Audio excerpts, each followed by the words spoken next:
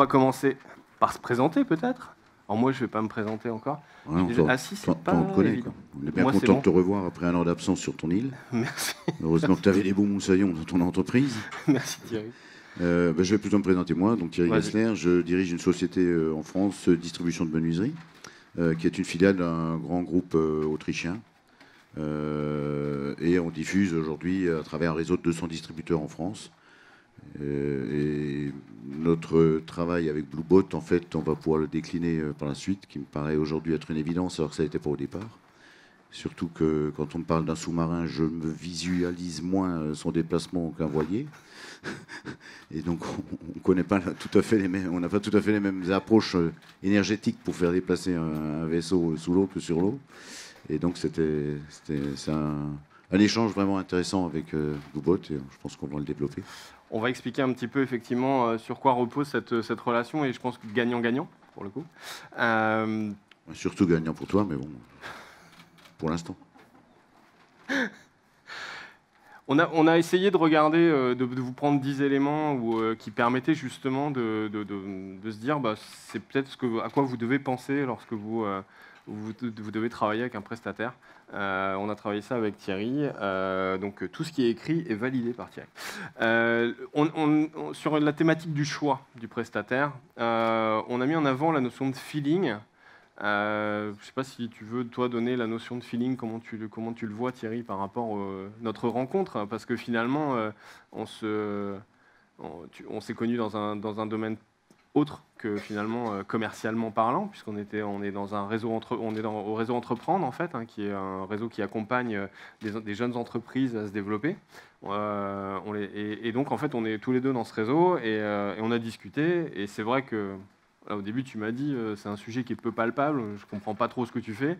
Il y a eu cette première rencontre.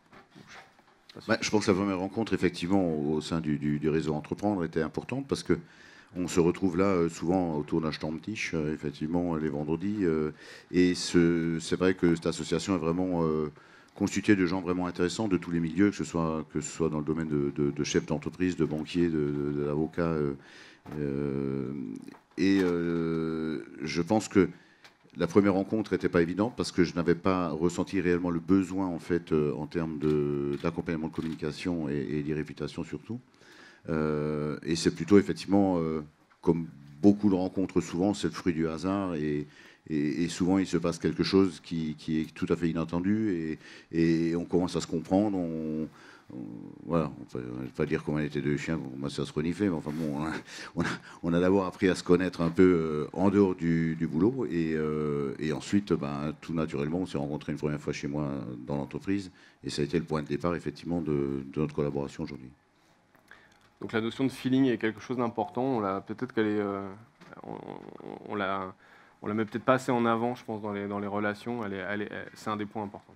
Je pense qu'effectivement, une relation qui doit durer par la suite, elle doit partir sur des bases saines qui n'étaient pas là forcément des bases purement commerciales. C'était vraiment tout à fait différent. Du coup, j'ai juste le truc... Alors, nickel, on a la bande, je ne vois pas. Il y a une première question qui a été déterminante. Juste... Brice, est-ce que tu peux juste me mettre le retour avec mes commentaires que j'ai en dessous, s'il te plaît? Juste un point de vue technique, dans le retour, s'il te plaît. Donc la première question, effectivement, était quel est l'objectif et où va-t-on ensemble? Ça, c'est une des premières questions quand on s'est vu et qu'on a dû se dire qu'on allait peut-être travailler ensemble. On s'est posé cette question de on fait quel bout de chemin ensemble? Oui, c'est ce qui m'a bien plu dès le départ, en fait, c'est sans précipitation, en fait, d'essayer de comprendre qu'est-ce qu'on pourrait éventuellement faire ensemble. Sur un sujet où je dois reconnaître, je suis complètement novice, qui me paraissait être une évidence parce que je suis entouré de collaborateurs qui, effectivement, me poussent aussi à aller dans le sens, effectivement, d'être plus présent sur le web et sur les réseaux sociaux. Mais il y a eu d'abord ce premier échange qui était pour moi extrêmement important parce que ce que tu as su faire et très bien faire, c'est d'être à l'écoute, de noter beaucoup de choses et de ne rien précipiter et de laisser en fait le suspense pour un deuxième rendez-vous. Et je trouvais que ça, c'était primordial, plutôt que d'arriver tout de suite à essayer de finaliser quelque chose. En fait, c'était plus vraiment sur un échange pur et simple. Je ne pense pas qu'il y avait forcément de ta part non plus. C'était pas évident de ta part non plus de se dire ça y est, je vais faire une affaire avec Thierry. Mais bon, on va apprendre à se connaître, on va voir quels objectifs on peut se fixer ensemble et comment est-ce qu'on va les préparer. Excusez-nous parce que tu es chahuté, mon pauvre. Non, mais comme j'ai pas le retour en fait, allez, hop, on va faire comme on peut. Merci Flora. Hop. Excusez-moi. On fait rien d'improvisé là en fait. Non, ouais, pas du tout. Non, mais là, c'est comme on a bougé la scène. Super. Désolé. Mais c'est un workshop, on est dans un atelier, tout se construit. Il y avait une question aussi, effectivement, qu'on a l'habitude de poser à nos clients, et c'est ce que tu me disais qui t'avait plu. En fait, on lui a pas dit combien ça allait coûter, on lui a pas dit, bah écoute, on va faire ci, on va faire ça. Par contre, je lui ai posé là une question. Tu m'as dit qu'elle t'avait marqué. Je t'ai dit combien de millions tu veux gagner en plus. Alors oui, ça c'était vraiment la question vraiment intéressante parce que moi, en tant que chef d'entreprise, la première question que je peux être amené à me poser, c'est qu'est-ce que ça va me coûter, qu'est-ce que ça va me rapporter, bien sûr. Et que la question vienne en fait du prestataire de se dire, voilà, ta société fait 25 millions d'euros aujourd'hui, où est-ce qu'on va être dans 2 ans, 3 ans, 4 ans, 5 ans. Et je trouve que par rapport à un sujet qui pour moi est absolument impalpable, de me dire que c'est par ce biais-là en fait qu'on va pouvoir augmenter un chiffre d'affaires, ça me paraissait complètement farfelu. Et je suis resté sur ma réserve d'ailleurs. Moi je dis bon, on va attendre pour voir quoi. Mais un objectif chiffré a été posé dès le départ et qui était vraiment intéressant, quoi. Parce que, pour remettre le cadre aussi de cette rencontre, hein, quand on s'était vu, Thierry me dit écoute, je fais tout très bien hein, par rapport aux médias sociaux. J'ai 2 blogs, j'ai un compte Twitter, j'ai un compte Facebook, j'ai un site internet, tout se fait bien, j'ai la possibilité de prendre des catalogues, tout était bon. Il me dit c'est bon, j'ai tout ce qu'il faut quoi. Et à partir de là, je lui dis ok c'est bien tout ça, mais ça te sert à quoi? Il me dit bah je sais pas. Aucun élément de mesure. Voilà. Et c'est ce que je disais tout à l'heure dans la première conférence, la notion de KPI n'était pas présente en fait. Les indicateurs, tu les avais pas. Et même quand on a travaillé aussi avec Maxime, hein, qui est aussi dans la salle, le directeur commercial, voilà, on s'est posé ces questions-là et on s'est dit mais finalement qu'est-ce que le web vous génère? Il n'y avait rien, pas rien. C'est-à-dire que ce n'était pas impossible de l'évaluer. Donc d'avoir une page Facebook, d'un compte Twitter, c'est bien. Mais la question avant, c'est de se dire le web doit me rapporter combien? Enfin, là, dans ce cadre-là, on est sur du développement commercial. Hein. Si on était sur de la relation client, c'est un peu différent. Mais là, c'était je veux développer mon business. À partir de là, on arrive sur toujours le choix. Sur la notion de stratégie, il y avait la notion, donc là, on est dans la phase où on a expliqué qu'il y aurait une étude du besoin, une étude de l'existant, on allait étudier la concurrence, on allait regarder les forces en présence pour aboutir à définir une stratégie, et je vais rajouter le terme un peu plus loin, web. Parce que finalement, on se rend compte que quand on a discuté avec Thierry, on a parlé de web, mais on a aussi beaucoup parlé de la stratégie de ton entreprise. Oui, absolument.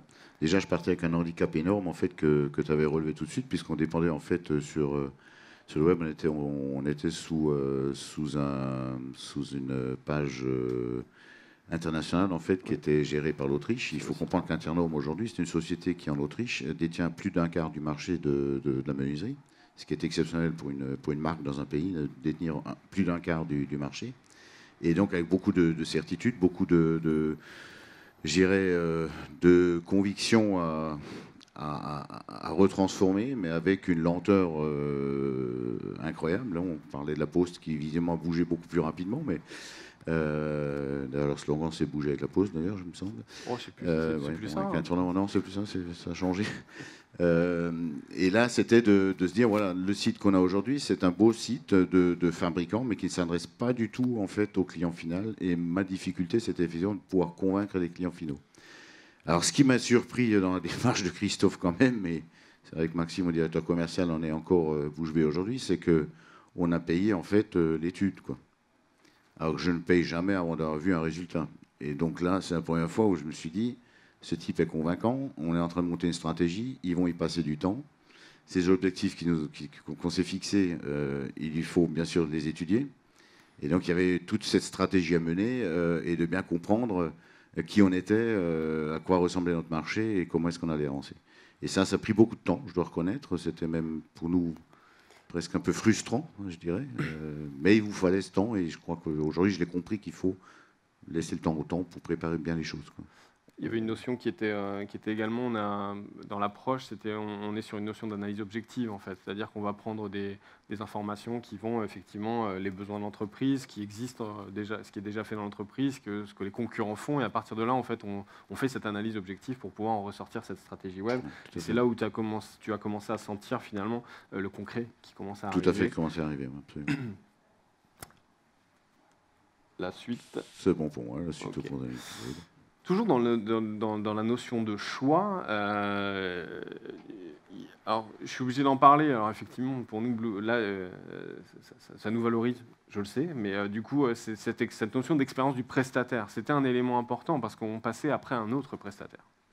Tout à fait. Et il y avait également l'expérience des collaborateurs qui composent l'équipe. C'est-à-dire qu'en fait, il n'y avait pas que moi quand il m'a rencontré et que je puis lui vendre finalement. Il y avait la notion de l'expérience de l'agence par rapport à ça. Il y avait plusieurs personnes à convaincre. Bon, la première, c'était moi, bien sûr, mais ça, c'était relativement bien en route déjà.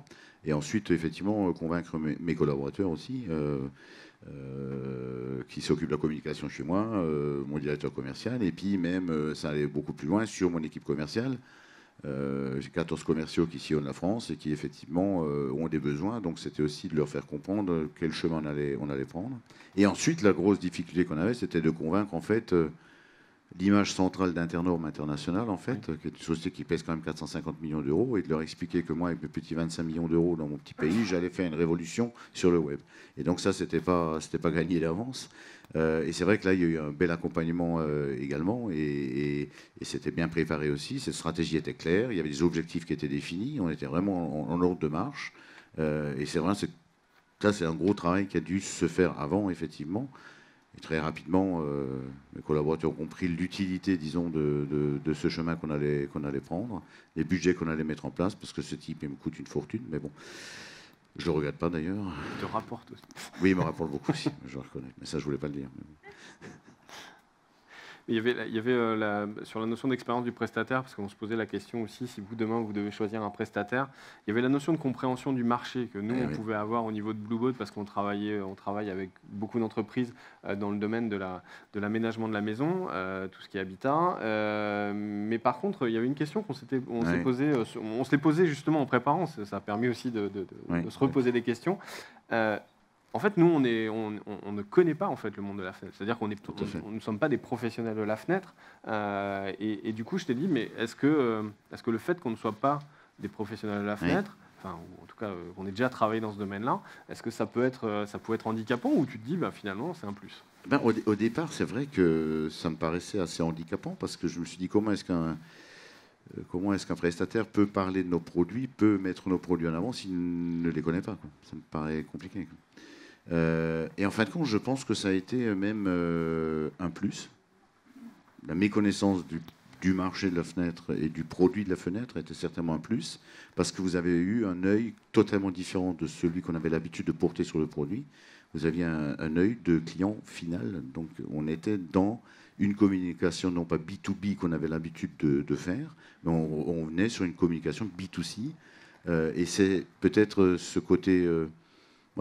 méconnaissance du produit qui a mis en avant beaucoup d'éléments auxquels nous n'avions pas pensé et qui sont certainement prédominants pour faire basculer un client vers la marque. Alors effectivement, je l'ai abordé également. Il y avait la notion d'antériorité parce qu'au niveau de Blueboat, ça fait une quinzaine d'années qu'on existe. Donc ensuite, on a quand même regardé un peu qui était Blueboat, parce que je dois reconnaître que encore aujourd'hui, je n'ai pas trop bien compris pourquoi le sous-marin jaune est là. On a compris que maintenant, avec ta barbe de marin, c'est que tu dois passer beaucoup de temps à l'extérieur aussi, et certainement en mer. Donc, mais ouais, c'est vrai que c'était pas évident de comprendre dans quelle direction ça pouvait aller, quel était vraiment le sens de cette entreprise. Et c'est vrai que tout ce qui s'est passé avant, ce feeling qu'on a eu à se rencontrer avant, a certainement joué dans ce sens, quoi. On essaie de vous donner des pistes hein, pour essayer de choisir derrière vos prestataires. Oui. C'est pas, elles sont pas toutes. Ça sera peut-être pas tout le monde se dira il faut ça, il faut ça. J'ai pas ces 10 points là. Oui, mais c'est vrai que de choisir un prestataire qui ne connaît pas le produit qu'on veut diffuser est finalement une super bonne chose, quoi. Sur la Alors qu'on partie, pourrait, ouais, sur cette partie. dès le départ, se dire non, c'est pas bon, quoi. Alors maintenant, on s'est choisi, on a décidé de travailler ensemble, et là on commence la phase d'analyse. Donc là, on est vraiment dans la phase de réflexion. Et en fait, ce que tu me disais, c'est que bah, toi, tu trouvais que ça prend du temps, en fait. C'est-à-dire que ça prenait trop de temps à ton goût parce qu'on n'était pas encore, on n'est toujours pas dans l'action, on n'est toujours pas en train de regarder s'il y a des chiffres derrière et s'il y a le chiffre d'affaires qui augmente. Eh oui, c'est vrai que j'étais impatient, quoi. Je veux dire, j'étais impatient de voir qu'est-ce qu'on va mettre en place comme site, qu'est-ce que ça va m'apporter, d'avoir les résultats. J'étais très impatient, je dois reconnaître. Et d'un autre côté, j'ai fait beaucoup de montagnes dans ma jeunesse, et de préparer une sortie en montagne, ça ne s'improvise pas. Donc il y a un objectif, on le connaît. Pour atteindre cet objectif, il y a des paliers. Comme un plongeur, hein, quand il va y plonger, il y a des paliers, et il y a des paliers, bah, il faut attendre. Voilà, c'est comme ça. Et il faut bien préparer ça, et c'est vrai que là, on a eu une grosse phase de préparation, toujours en ayant l'objectif en vue. Ça, c'est clair, on l'a jamais écarté. Mais on s'est dit, voilà, maintenant, il y a certains paliers. Et il nous faut, nous, Bluebot, de la réflexion pour savoir comment on va avancer maintenant et pour atteindre cet objectif. Mais c'est vrai que nous, en tant que prestataire, pour le coup, il y en a également dans la salle, mais c'est toujours difficile de dire à notre client non, mais sois patient, quoi. Ça arrive, mais il faut qu'on réfléchisse, il faut qu'on prenne ce temps-là, faut qu'on analyse ci, qu'on analyse ça. Et c'est vrai que, oui, je comprends que le client souhaite être effectivement dans la notion d'action tout de suite, mais par contre, quand vous arrivez dans des entreprises comme celle de Thierry qui fait 25 millions, ça fait combien? 20 ans, 30 ans, 20 ans? 20 ans en France? 15 ans. 15 ans, pardon. Donc 15 ans en France. Jeune. Ça fait 15 ans en France que Thierry développe son business. Il est monté à 25 millions sans finalement le web. Oui, on peut le dire. Mais le marché a changé. Hein, c'est ce qu'on comprend aussi dans les workshops qu'on a eu déjà ouais. ce matin. Et donc, quand on dit à Thierry, mais écoute, que tu attendes 3 mois de plus, ça ne va pas changer grand-chose à ton chiffre d'affaires. Donc, prenons le temps, posons-nous et on avance. Donc, c'est aussi peut-être quelque chose que l'on peut dire à nos clients. Attendez, les résultats vont arriver. Avant, vous n'étiez pas pressé. On va prendre le temps de réfléchir et on en sera autant gagnant-gagnant derrière. Ensuite, la présentation de la stratégie web, donc on est toujours dans la phase d'analyse. Il y a un point important dans cette phase de stratégie web, c'est que toi, tu as décidé que les parties prenantes de la société, on a eu le directeur commercial, on a eu le président également de Internorm France, qui est un Autrichien pour le coup, qui est venu également valider les éléments. Donc tous les décisionnaires et toutes les personnes qui sont impactées par le sujet, on leur a présenté cette stratégie web. C'est-à-dire que tu as même décidé qu'à un moment, on le présente aux commerciaux. On est allé très loin en fait dans la présentation. On est allé très loin dans la présentation parce que je voulais que tous les acteurs en fait réunis autour du projet soient sur la même ligne. Et je dois reconnaître ce qui nous a pas mal aidé en fait, c'est que de ton côté aussi, à un moment donné, la stratégie a commencé à se dévoiler et surtout les acteurs de cette stratégie. Tu nous as présenté un colosse, Claude Populin, un colosse qui paraissait effrayant à la base et qui en fait était très clair dans son discours. Pour nous, il était évident, il y avait un but, c'était de récupérer du contact pour pouvoir progresser et on manquait cruellement de contact et à redistribuer à nos distributeurs. Bon. Et donc là, ensuite, voilà, il faut que tout ça se mette en place. Et c'est vrai que les acteurs chez toi ont commencé à se mettre en place. On a pu récupérer aussi pas mal d'éléments par rapport à ce qu'on avait avant, un bloc séparé et ainsi de suite. Donc il fallait aussi comprendre qu'on allait tout mettre dans un même package. Tout ça, c'est des choses qu'il fallait comprendre. Mais je dois reconnaître que chez Bluebot, j'ai eu cette chance de tomber sur des gens qui sont très professionnels, que ce soit, je peux les citer, hein, je veux dire, c'est pas bien grave, que ce soit Hervé, Claude, même tous les gens qui t'entourent, en fait, je me suis senti rassuré. Et vous avez pris le temps également de venir expliquer aux collaborateurs, à la direction autrichienne, comment on voulait avancer et ce que ça allait produire, ce qui était vraiment important. Donc je pense que ça, c'est aussi un des éléments quand on intervient dans certaines entreprises. On explique souvent que les commerciaux doivent être tout de suite informés de ce qu'on fait et ou ce qu'on va faire. Parce que c'est les premiers qui vont être en contact avec, si on est dans le cadre de distributeurs, ils vont rencontrer les distributeurs. Si les commerciaux apprennent la stratégie web via les distributeurs, il y a un problème. C'est-à-dire qu'en fait, par exemple, dire votre page Facebook, elle bouge, il y a des photos, il y a des choses. Il ne faut pas que les commerciaux découvrent ça.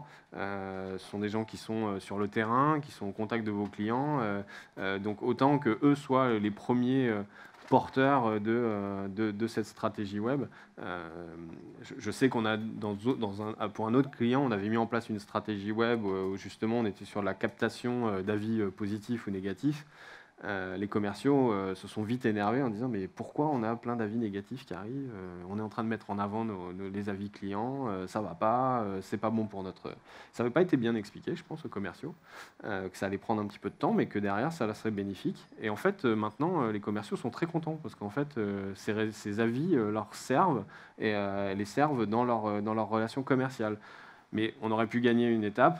Avant la frustration, c'est de l'explication. Et je pense que ça, c'est un élément important, surtout sur des populations commerciales. Je ne veux pas faire une caricature des commerciaux, mais c'est important de leur faire comprendre. Ils sont peut-être un peu moins connectés pour certains, dans certains domaines. N'est-ce pas, Maxime?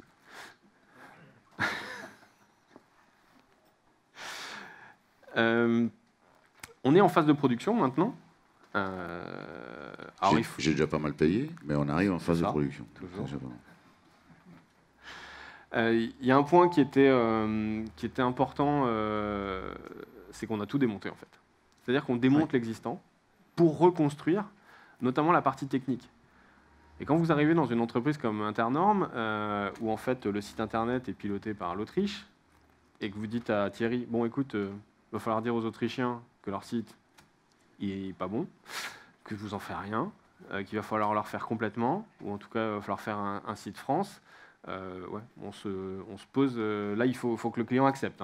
C'est que ce que tu me disais, c'est pour prendre l'image de ce nouveau site, c'est que le menu du restaurant, ça donne envie d'aller plus loin.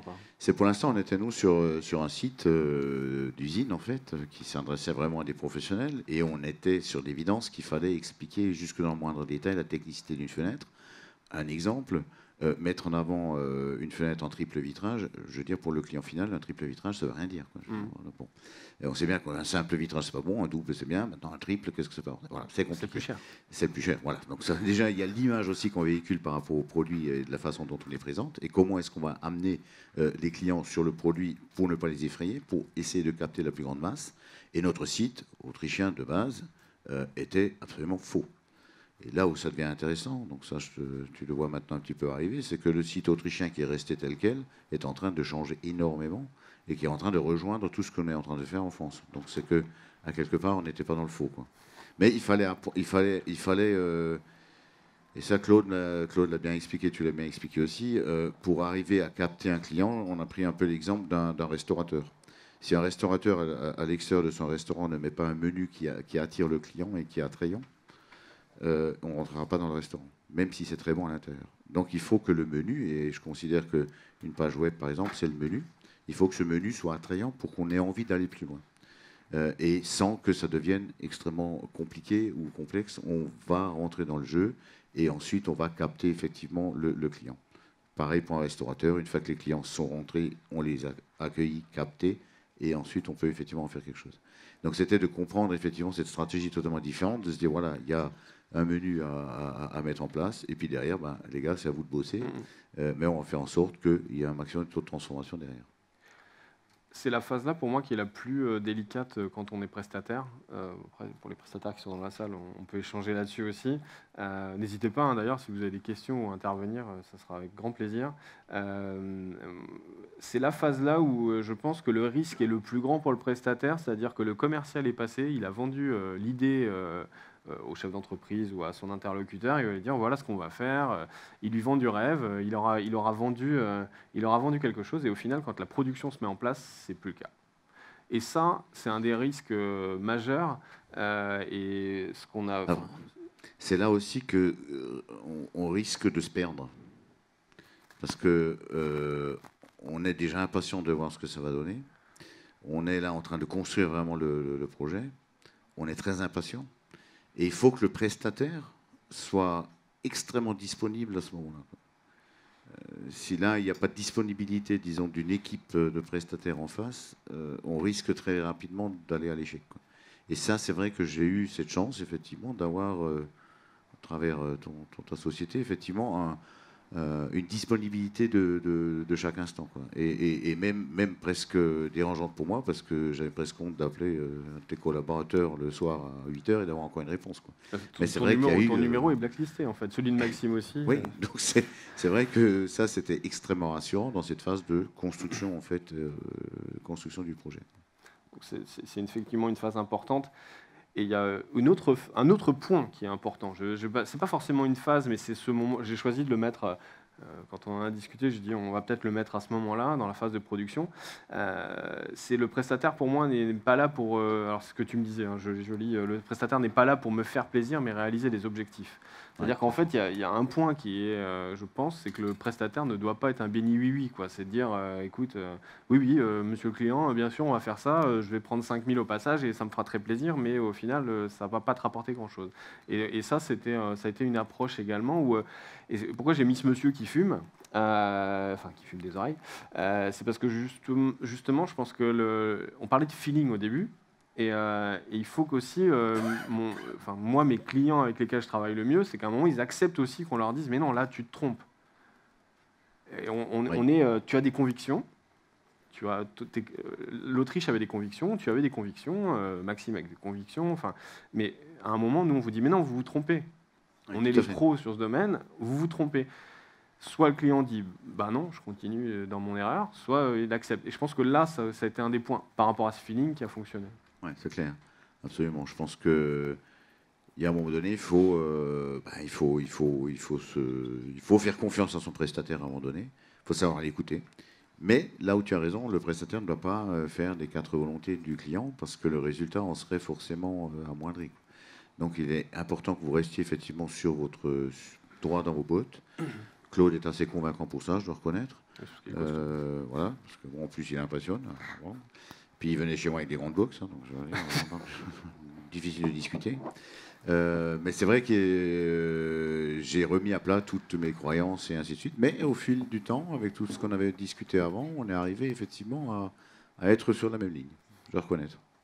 J'ai d'ailleurs un souvenir. Un souvenir où tu nous as dit, mais de toute façon, le formulaire de contact, comme vous le voulez le faire, mais moi, je le remplirai jamais. Tu m'as dit, ça sert à rien, personne ne le remplira comme ça.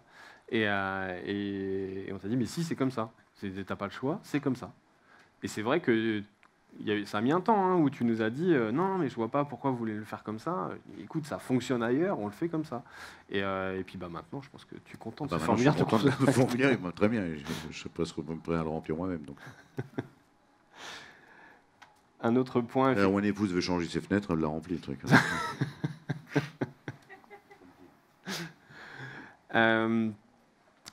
On l'a dit tout à l'heure, dès le début de la prestation, on a parlé des objectifs, on savait où on allait, ça a été abordé.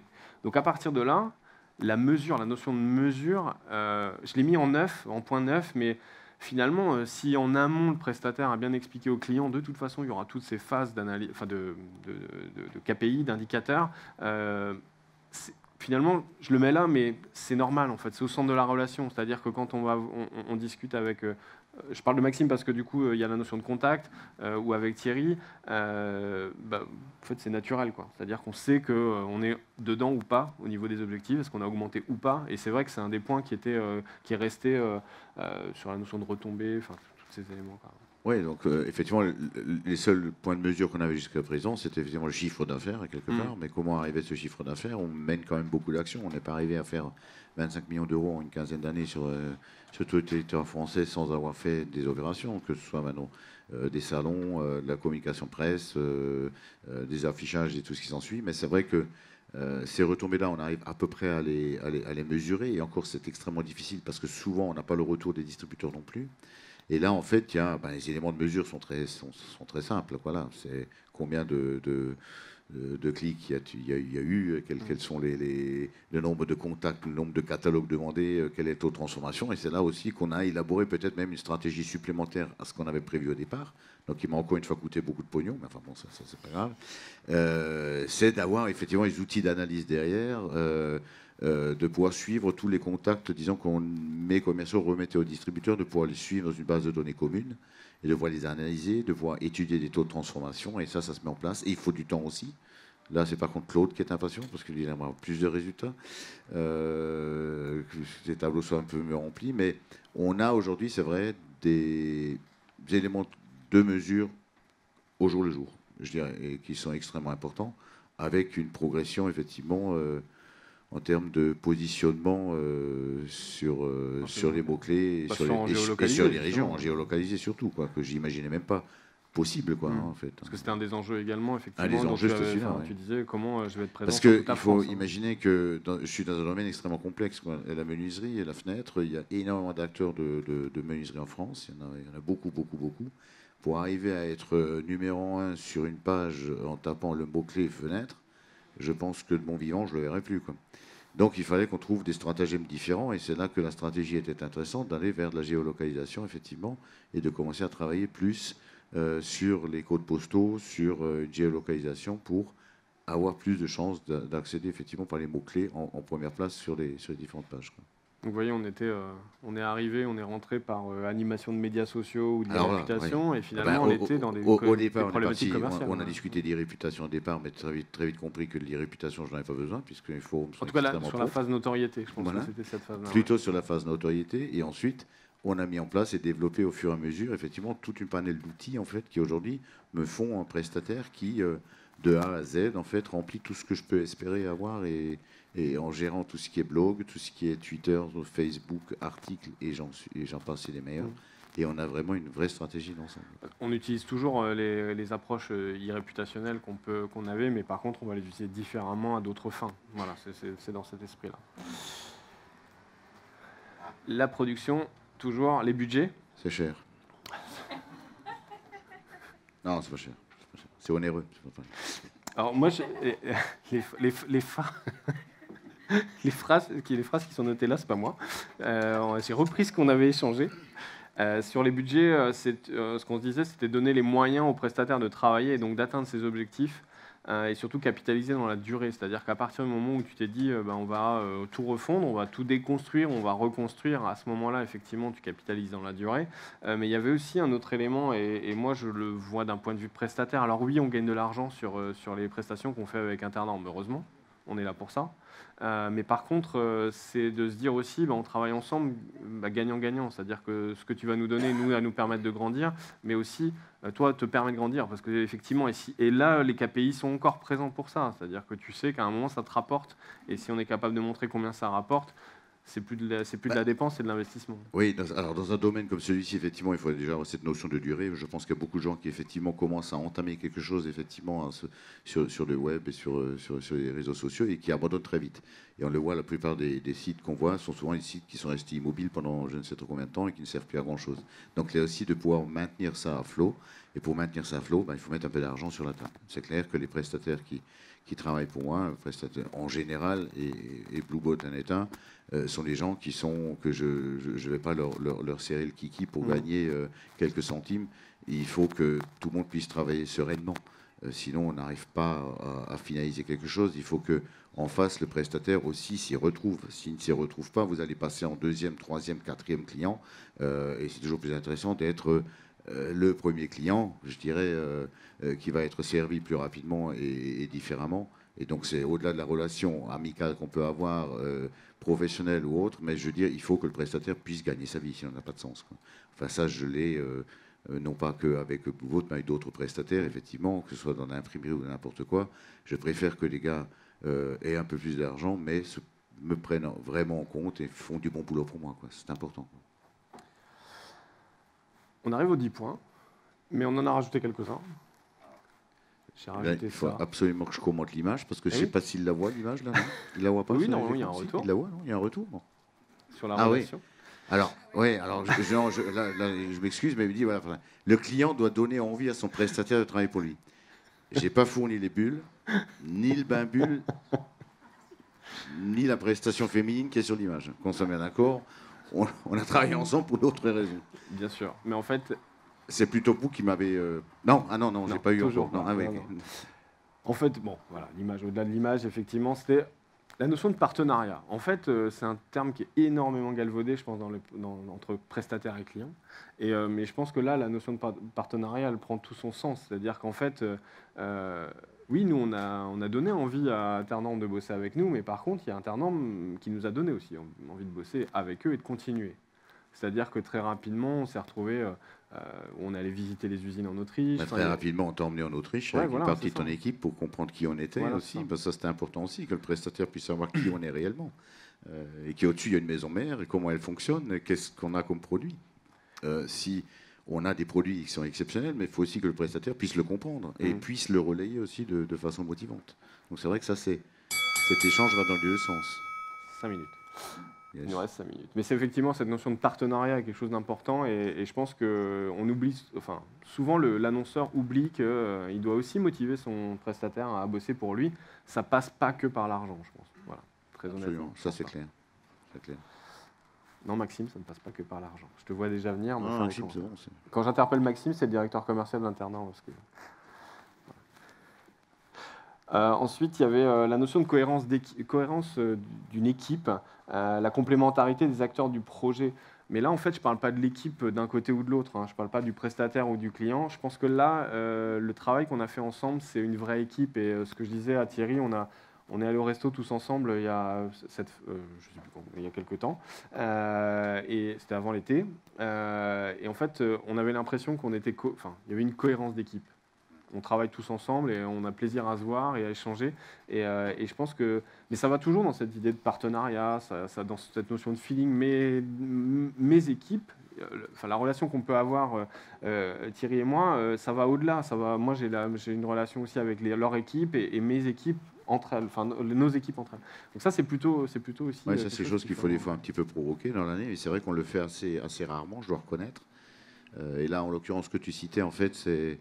Une fois que le projet était terminé, que le site était en place, on a laissé passer un peu de temps, on a commencé à regarder un peu comment ça fonctionnait. Et c'est là que je t'ai dit, j'aimerais bien inviter ton équipe à nous rejoindre autour d'une table, dans un bon restaurant, et que, voilà, pour les remercier déjà de ce qu'eux, ils ont fait, en fait. Donc voilà, on ne parle plus d'argent, là. On parle simplement, en fait, d'un service. Et ce service me convient. Et il est important aussi que dans ton équipe, les gens comprennent qu'ils ont fait du bon boulot et qu'on avance en équipe ensemble, quoi. Donc ça, c'est vraiment un échange, et je pense que c'est vraiment un échange gagnant-gagnant à ce moment-là, et vraiment une notion de vrai partenariat, quoi. C'est une notion d'équipe, en fait, qui ne s'arrête pas qu'à une entreprise ou à une autre. C'est les deux réunis. Un troisième point, troisième plus... Ça fait plaisir, tu as mis une fenêtre, c'est bien. J'ai mis une fenêtre. J'espère que c'est une bonne fenêtre, j'espère. Je ne sais pas qui c'est, mais il n'y a pas de logo dessus. La stratégie web doit être une prestation sur mesure. Ça, moi, c'est plus moi qui vais le dire en tant que prestataire. Si vous devez refondre toute votre stratégie web, il n'y a pas de recette toute faite. C'est vraiment du sur mesure. Toutes les entreprises sont différentes, vous avez tous des besoins différents. Donc là, c'est important effectivement d'être sur une notion de sur mesure. C'est Schmitt qui parle beaucoup du sur-mesure aussi, avec qui on a travaillé. Voilà, donc du coup, je pense que cette notion-là est très très importante aussi entre prestataires de services et clients. Alors, c'est juste, en plus, dans nos produits, nous on travaille beaucoup sur le sur-mesure aussi, mais on sait aussi dire des fois non. Et ça, on rejoint ce qu'on a déjà dit auparavant, c'est que vous faites du sur-mesure jusqu'à temps que ce soit intelligent et que ça aille dans le bon sens. Donc on sait faire du sur-mesure, mais à un moment donné, il faut dire stop, ça je ne sais plus faire. Ou ça, il ne faut pas le faire. Et ça, c'est... Donc c'est le sur-mesure, oui, mais pas n'importe comment, pour faire plaisir absolument à la partie adverse, et pour se rendre compte après 2 ans, 3 ans de collaboration que ça n'a pas fonctionné, ou même des fois au bout de 2 mois déjà, de voir que ça n'a pas fonctionné. Donc ça, c'est non, il ne faut pas faire. Le sur-mesure, oui, dans une certaine mesure, si ça va dans le bon sens, et si c'est réellement dans le sens qu'on s'était fixé au niveau des objectifs, de la stratégie, du but, et tout ce qui... Et ça, c'est vrai que c'est quelque chose qu'on a réussi à respecter totalement, tous les deux. On vous a remis les coordonnées, vous aurez les coordonnées de Thierry, également les miennes. Est-ce qu'il y a, je ne sais pas combien de temps il reste, j'ai pas le retour. Après un coup de cloche avant, maintenant Il y je a sais pas peut-être, si... ouais, bon, il doit rester 1 minute. On aura une question. Alors je ne sais pas si on a la chance nous d'être dans la salle plénière, donc du coup on peut poser une question avec le micro. Oui, il y a juste ici. Alors je sais pas. Ah, il y a aussi Philippe. Bon, on va essayer de prendre 2 questions.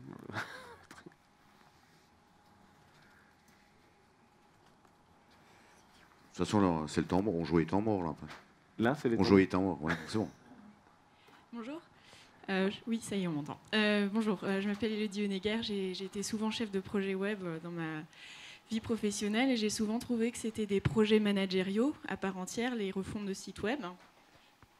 Est-ce que vous avez dû gérer aussi de la communication avec un réseau de distributeurs et une mobilisation à ce niveau-là ?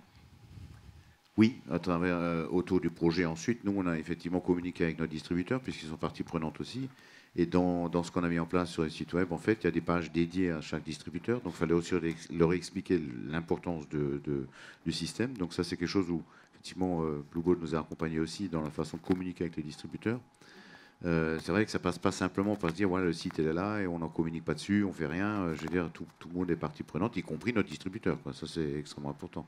Et pour nous, commercialement, c'est important aussi que le distributeur ressente aussi l'utilité de ce qu'on a mis en place, parce que bon, c'est des budgets qui partent là-dedans quand même, et qu'il en ait les retombées et qu'il comprenne l'utilité pour aussi gérer tout ce qu'on va lui apporter en termes de contact, en termes de suivi, quoi. Donc oui, c'est vrai qu'il y a une communication à ce niveau-là vers les clients, oui, qui est importante. Ouais. Après, c'est aussi que la cohérence de la stratégie web soit aussi appliquée à ces distributeurs. C'est là où ça peut être compliqué parce que quelquefois, si vous êtes dans un réseau de franchise, ils vont prendre la parole. Enfin, il y a des choses qu'il faut regarder aussi. Oui, et puis il y a aussi un part de... On n'est pas dans une franchise, donc non, du coup, ça. Mais souvent aussi, les distributeurs ont une page web ou quelque chose qui fonctionne pas trop mal. Ouais. Parce qu'ils sont un peu connus dans le coin Enfin, et puis voilà, ils disent ça marche bien, voilà. Et donc, ils sont aussi impatients de voir qu'est-ce qu'ils vont pouvoir récupérer, disons, d'un site national, en fait, géolocalisé, et qu'est-ce que ça peut leur apporter, quoi. Donc, c'est vrai qu'il y a une vraie communication à mener à ce niveau-là. Ouais. On va prendre Je suis désolé, il y avait une autre question, mais il y en a une là-bas. On va pas... Ça va être difficile, malheureusement. On pourra échanger après, si vous le voulez, parce que du coup, sinon, on va prendre du retard. Philippe. Oui, mais ma question va être rapide. L'air de rien, vous n'avez pas arrêté de parler d'argent, monsieur. Est-ce que vous auriez accepté une facturation au chiffre d'affaires supplémentaire généré par cette nouvelle approche web ? Non, c'est pas complètement faux. Je dirais qu'effectivement, je rémunère aussi mes commerciaux avec une partie variable qui est en fonction du chiffre d'affaires. Donc on peut bien imaginer aussi que ça peut être une amélioration effectivement supplémentaire en partie variable. Mais Christophe n'y a pas pensé, donc c'est très bien.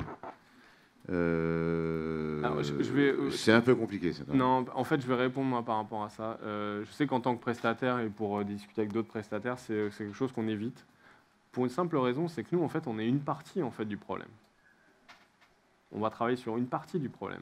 Mais à côté de ça, il y a par exemple, Thierry, à l'époque, il commence à en faire différemment, mais il fait de la pub radio. Moi, à un moment, la pub radio, est-ce qu'elle impacte est-ce que c'est elle qui va impacter positivement les contacts ? Est-ce que ces éléments-là, c'est des choses qui sont... Elle impactera forcément. Alors, on peut le voir, mais du coup, c'est là où il n'y a pas que ça, en fait. Il n'y a pas que Blueboat qui fait que... Alors, on pourrait le faire sur la notion de contact, mais derrière, en plus, il a des revendeurs, il a des distributeurs. Est-ce que ce sont des bons commerciaux ? Est-ce qu'ils vendent bien ? Moi, j'y suis pour rien pour ça. C'est pas de la vente en ligne, en fait. Hein. Donc, c'est vrai que si c'était que de la vente en ligne, on pourrait se dire, ouais, ok, c'est le du problème. Mais c'est vrai qu'il y a, c'est ce que j'ai dit avant, il y a d'autres activités commerciales de marketing autour qui font que c'est difficilement palpable, quoi. C'est difficile de dire ton réseau commercial ne fonctionne pas, ça ne vend pas assez. Voilà. C'est là où il y aurait... Nous, on est là pour amener du contact. Enfin, sur cette prestation-là, on amène du contact. Après, ça veut te faire. Hein. Et puis au-delà d'amener du contact, il y a beaucoup d'autres prestations qui sont mises en place aussi, quoi, hein, qui sont aussi rémunératrices pour le prestataire. Ouais. Une dernière question, là, on pourra pas... Sylvain Bouot, vous m'entendez ? Allez-y, moi je vous entends. Sylvain Bouot, Dijon. Je suis créateur et chef d'une petite entreprise en très bon développement. Je voulais poser une question à vous, monsieur responsable de l'entreprise. Vous faites 25 millions de chiffre d'affaires avec 14 commerciaux. Je voulais savoir, après la mise en place de toutes ces procédures fort intéressantes, et je pense nécessaires, quels sont vos constats dans l'évolution du chiffre d'affaires de votre entreprise? Et même si ça dérange de parler d'argent, nous sommes ici notamment pour ça. Alors, c'est extrêmement difficile à dire. Déjà, le site s'est mis en place au mois d'avril, donc c'est relativement récent. Très rapidement, les premières retombées que j'ai pu avoir, effectivement, c'est un nombre de contacts transformés en fait par le site et qu'on a pu redistribuer un truc qu'on a quasiment triplé pratiquement dans les premiers mois déjà.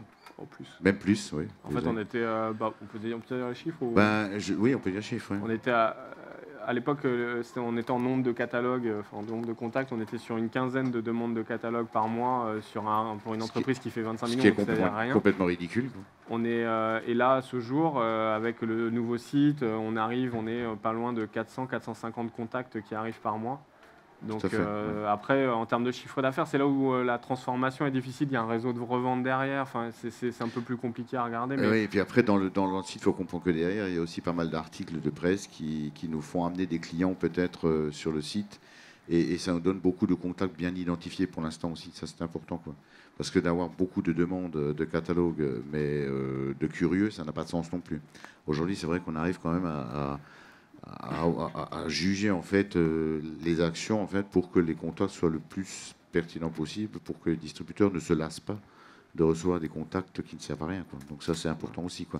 Mais rien que sur le site, si on peut en parler, 3000 passages mois avant sur le site, hein, si on fait un Google Analytics, on est à plus de 10 000 aujourd'hui, quoi, en l'espace de allez, mais on est sur du qualifié, 3 bons mois d'activité, 4 bons mois, quoi.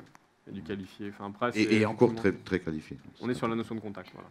Pour répondre, mais c'est le seul chiffre qu'on peut vous donner finalement qui est représentatif. Après, le chiffre d'affaires, il y a toujours un peu un décalage aussi. Et ensuite, il y a l'éducation à donner aux distributeurs de dire tu reçois un contact, c'est une demande de catalogue, mais derrière la demande de catalogue, il y a certainement un rendez-vous à prendre, soit actif là-dessus, soit très réactif. Et ça, c'est déjà un peu plus compliqué. On n'est pas sur une clientèle qui est tout à fait habituée à ce genre de manœuvre, quoi. Je vous remercie.